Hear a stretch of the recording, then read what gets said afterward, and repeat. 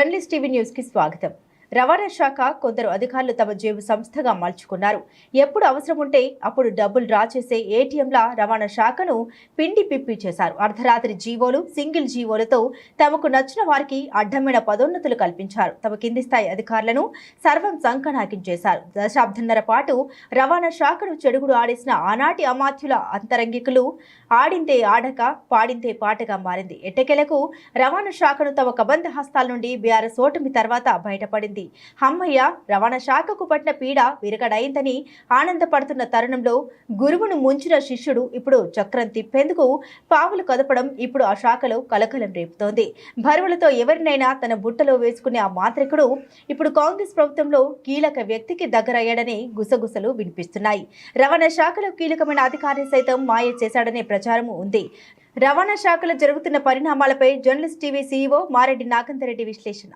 రాష్ట్రంలో కాంగ్రెస్ ప్రభుత్వం ఏర్పడిన తర్వాత పెను మార్పులు జరుగుతాయని చెప్పి అందరూ ఊహించారు. 9 నెలల పాటు అరాచక పాలనకు చరమగీతం పాడిన తర్వాత ఒక స్వేచ్ఛా స్వాతంత్రం, ఒక మంచి పరిపాలన కొనసాగుతుందని చెప్పి ప్రతి ఒక్కరు కూడా భావించారు. కానీ ఎందుకో ఆ దిశగా కాంగ్రెస్ ప్రభుత్వం అడుగులు వేయలేకపోతుంది అనేది ప్రస్తుతం జరుగుతున్న చర్చ. కొన్ని శాఖల పనితీరు పరిశీలిస్తే నిజంగా కాంగ్రెస్ ప్రభుత్వం అంటనట్టుగా తమ పరిపాలన కొనసాగిస్తుంది అనేది మాత్రం నిజమనిపిస్తుంది.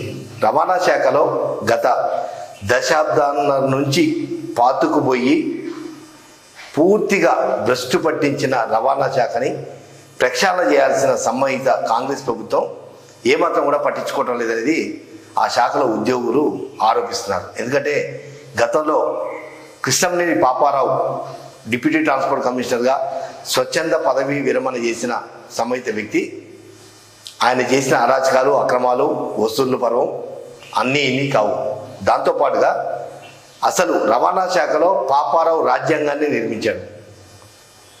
రాత్రి సింగిల్ జీవోలు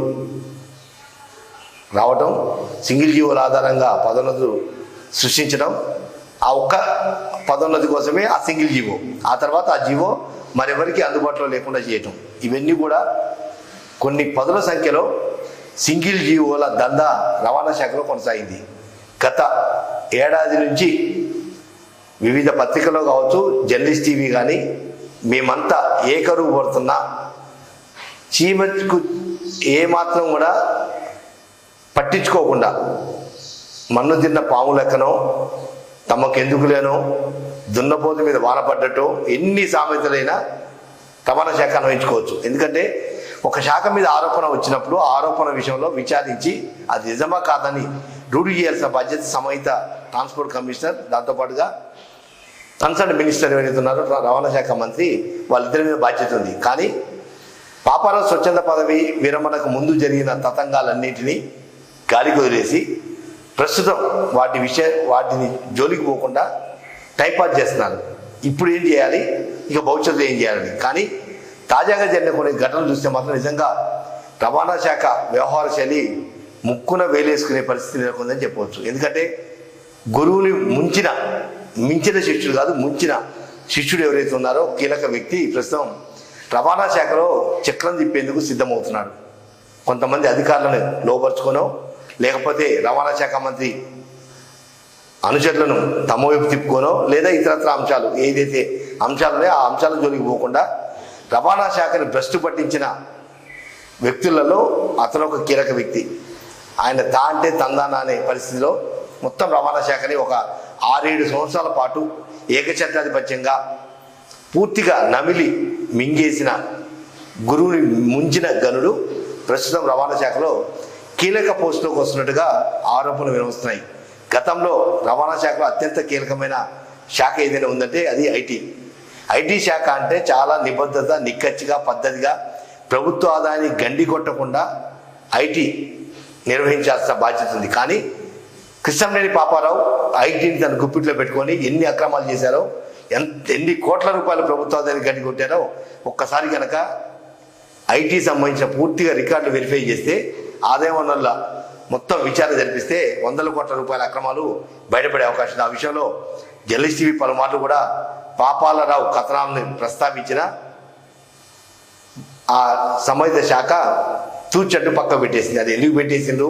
ఒకవేళ బరువులు భారీ స్థాయిలో ముట్టాయా, లేదా ఇతరత్ర కులపరంగా అంశాలా, లేదా కొంతమంది అధికార పార్టీలో ఉన్న ఆ కులపుల్ల మద్దతు అనేది కూడా ప్రస్తుతం తెలియని పరిస్థితి నెలకొంది. కానీ ప్రస్తుతం గురువుని ముంచిన గనుడు ఎవరైతున్నారో అతను ఐటీ శాఖ పగ్గాలు పట్టుకునేందుకు సిద్ధమవుతున్నారు. దానికి కొంతమంది అధికారులు ప్రోత్సహిస్తున్నారు. ఇవాళ రేపో అధికారికంగా విధుల్లో చేరే అవకాశం ఉన్నట్టుగా ఓ ప్రచారం జరుగుతుంది. వాస్తవంగా అసలు రవాణా శాఖను భ్రష్టు పట్టించిన దానిలో పాపారావుని ముంచిన గనుడే ఆ అధికారి. అక్రమ మార్గంలో పదోన్నతులు పొంది 5 ఏళ్ల పాటు అమెరికాలో ఉద్యోగాన్ని వెలగబెట్టి లాంగ్ లీవ్లో పోయి మళ్ళీ స్పెషల్ జీవోతోటి ఉద్యోగంలోకి వచ్చిన అక్రమార్కుడు చేతిలో ఈ ప్రస్తుతానికి ఐటీ విభాగాన్ని పెట్టేందుకు సిద్ధమవడం అంటే గుడిని గుడిలో లింగాన్ని మింగే అటువంటి గనుణ్ణి ఇంకా ఎందుకు ఉపేక్షిస్తున్నారనేదో అర్థం కావట్లేదు. ఎందుకంటే రవాణా శాఖలో ఏ స్థాయి ఉద్యోగిని హోంగార్డు నుంచి మొదలుకొని డిప్యూటీ ట్రాన్స్పోర్ట్గా అధికారిగా రిటైర్ అయిన వాళ్ళు కావచ్చు, లేదా ఆర్టీఓలు రిటైర్ ఎవరిని అడిగినా కూడా ఆ గురువుని ముంచిన గనుడి విషయంలో పుంకాలు కథలు చెప్తారు. కానీ అటువంటి గురువుని ముంచిన గనుడికే ప్రస్తుతానికి ఐటీ పగ్గాలు అప్పగించేందుకు సిద్ధమవడం అంటే నిజంగా రవాణా శాఖను చూస్తే సిగ్గేస్తుంది. ఇంతకన్నా దౌర్భాగ్యమైన పరిస్థితి మరొకటి లేదు. రవాణా శాఖని భ్రష్టు పట్టించి రవాణా శాఖని ఎక్కడికక్కడ నమిలి మింగేసి 100 కోట్లకు అక్రమాస్తులను కూడగట్టిన ఆ గురువుని ముంచిన గనుడికి ఐటీ శాఖ కనుక అప్పచెప్తే పూర్తిగా రవాణా శాఖ ఆదాయానికి గండిపట్టమే కాకుండా కొంతమంది అధికారులు ఇక భవిష్యత్తులో ఇక ఉద్యోగాలు చేయము అనే పరిస్థితి కూడా నెలకొనే అవకాశం ఉంది. కాబట్టి ఇప్పటికైనా ట్రాన్స్పోర్ట్ కమిషనర్ జ్యోతి బుద్ధ ప్రకాష్ గారు కావచ్చు, లేదా రవాణా శాఖ మంత్రి పొన్నం ప్రభాకర్ గారు అని వీళ్ళిద్దరూ వాస్తవ అంశాన్ని బేరీజ్ వేసుకొని గతంలో ఉన్న ఎవరైతే అధికారులుగా రిటైర్ అయిన వాళ్ళు కావచ్చు, లేదా ప్రస్తుతం ఉన్న అధికారులు కావచ్చు, లేదా యూనియన్లు కావచ్చు, వీళ్ళందరినీ ఆలోచనల పరిలో తీసుకొని రవాణా శాఖని ఒక సరైన గాడిలో పెట్టాల్సిన బాధ్యత ఆ ఇద్దరిపై ఉంది. లేదా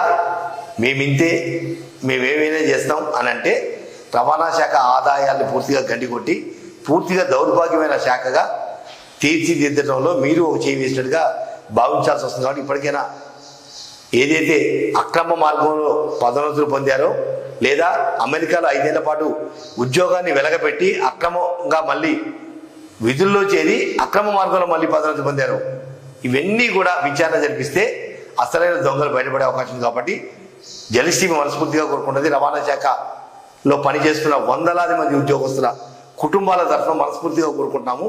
ఇటువంటి అక్రమార్కులు ఉంటే ప్రభుత్వానికి చెడ్డ పేరు. కాబట్టి ముఖ్యమంత్రి రేవంత్ రెడ్డి కూడా ప్రత్యేకంగా ఈ విషయంలో దృష్టి కేంద్రీకరించి రవాణా శాఖని పూర్తిగా ప్రక్షాళన చేయాల్సిన బాధ్యత ప్రస్తుతం ఉన్న కాంగ్రెస్ ప్రభుత్వంపై ఉంది.